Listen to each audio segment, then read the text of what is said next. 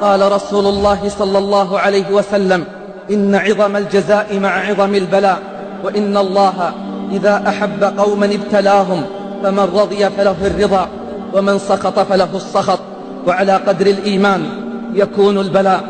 ومن علامات حب الله أن يتوفاه على عمل صالح، فالإنسان عباد الله لا يدري بما يختم له عند الموت، فعليه أن يسأل الله دائما حسن الختام. قال رسول الله صلى الله عليه وسلم: إذا أحب الله عبدا عسله. فقيل: وما عسله يا رسول الله؟ قال: يوفق له عملا صالحا بين يدي أجله حتى يرضي عنه جيرانه، أو قال من حوله.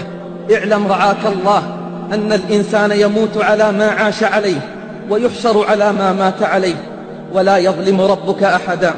أما حب العبد لله فادعاء يدعيه كثير من خلق الله، ولما كثر المدعون طلب الله منهم الدليل والبينة.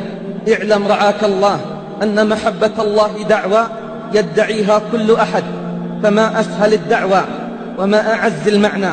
فلا ينبغي أن يغتر الإنسان بتلبيس الشيطان وخداع النفس إذا ادعت محبة الله تعالى ما لم يمتحنها بالعلامات ويطالبها بالبراهين. فالمحبة شجرة طيبة أصلها ثابت وفرعها في السماء، وثمارها تظهر في القلب واللسان والجوارح. فمن علامات حب العبد لله أن يحب الخلوة ويأنس بمناجاة الله وتلاوة كتابه. لله قوم أخلصوا في حبه فرضي بهم واختصهم خداما، قوم إذا جن الظلام عليهم باتوا هناك سجدا وقياما، خمس البطون من التعفف ضمرا لا يعرفون سوى الحلال طعاما. أوحى الله إلى بعض عباده: إن لي عبادا من عبادي يحبوني وأحبهم، وأشتاق إليهم ويشتاقون إلي، ويذكروني وأذكرهم، فإذا حذوت طريقهم أحببتك، وإن عدلت عنهم مقتك. قال: يا ربي وما علاماتهم؟ قال: يرعون الظلال بالنهار كما يرعى الراعي الشفيق غنمه، ويحنون إلى غروب الشمس كما تحن الطير إلى أوكارها عند الغروب.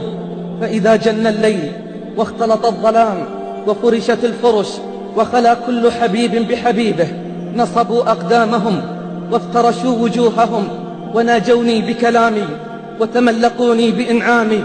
فبين صارخ وباكي، وبين متأوه وشاكي، وبين قائم وقاعد، وبين راكع وساجد، بعيني ما يتحملون من أجلي، وبسمعي ما يشكون من حبي. فهنيئا لهم أن الله يحبهم.